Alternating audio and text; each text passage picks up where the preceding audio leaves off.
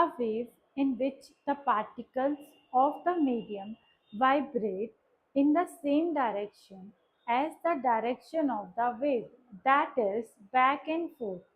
This type of wave is known as longitudinal wave.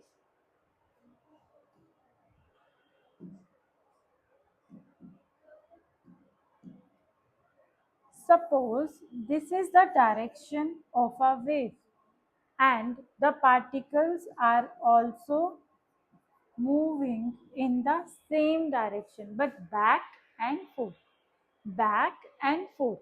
So this type of wave is known as longitudinal waves. The vibrations of the wave and the particles are in the same direction. We can say they are parallel to each other.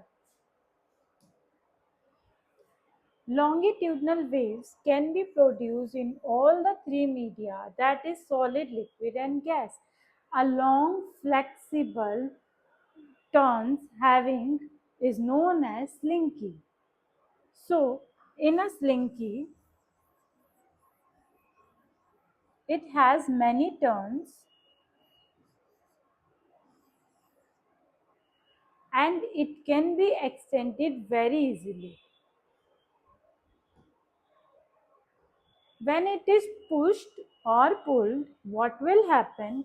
The coils will come closer and some coils will be farther. The region where coils are closer, they are known as compression, and the region where coils are farther, they are known as rarefaction. So, the part of a longitudinal wave in which the coils become closer, that is, the density of particles is more, momentary volume is more. It is known as compression, and the opposite is rarefaction.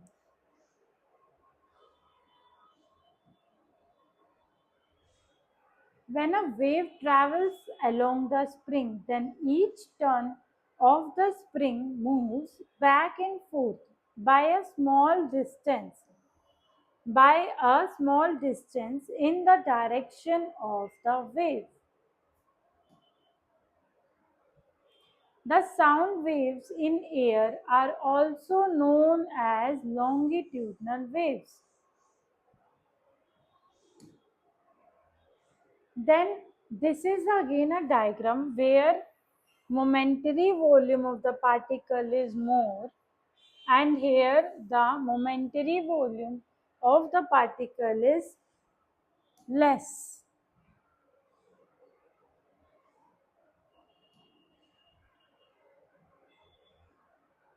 In comparison to longitudinal wave, we have transverse wave in which the particles move perpendicular to the direction of the wave.